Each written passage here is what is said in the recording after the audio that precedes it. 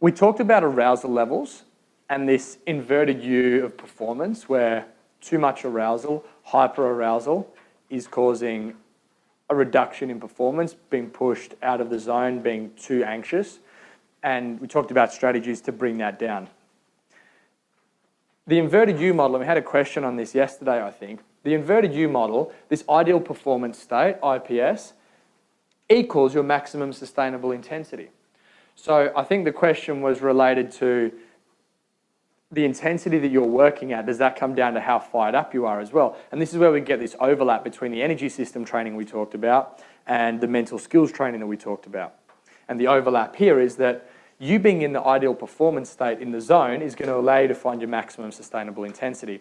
If you're hyper-aroused, so you're sitting this side of that Goldilocks perfect area, hyper-aroused, stressed, what speed do you think you're going to start at? Too fast. Yeah, you're too fired up. You're too fired up for the event. Now this curve, remember, moves based on the event.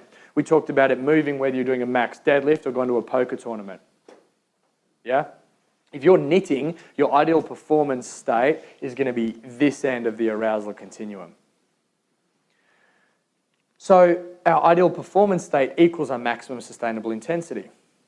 If you're under-aroused, what's going to happen to the pace that you start out at? It's going to be too slow. And you won't be creating a high enough yield of this cycle of reattaching the phosphate molecule to ADP to create ATP so we can start that cycle again. So you can see how there's a big relationship here.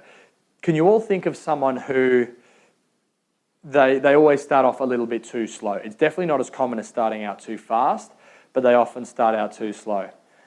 Is that person probably pretty chilled?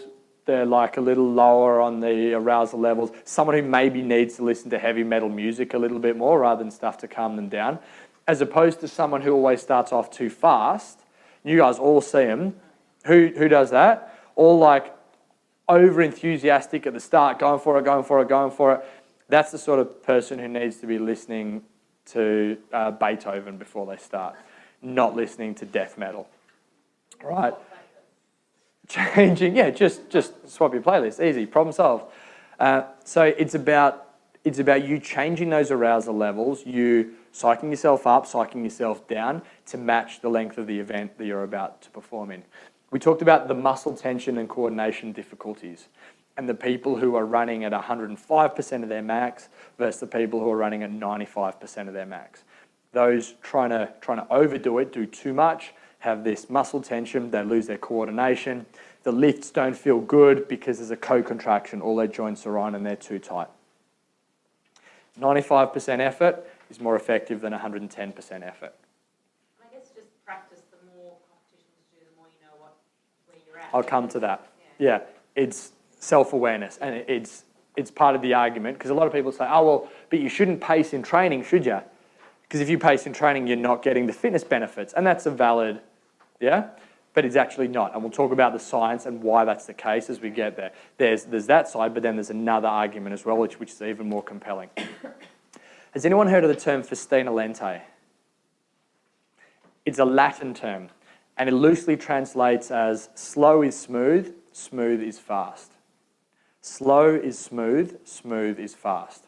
And it's something that I've drummed into my athletes again and again and again, that slow is smooth.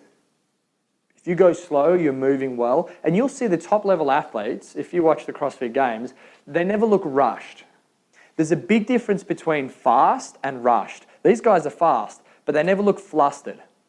And the people next to them who do look flustered and who do look rushed, they look like they're moving quicker, and yet suddenly this guy who's just slowly moving through his box jumps, how come he's moving his box ahead when he's moving so much slower? Festina lente, Festina lente.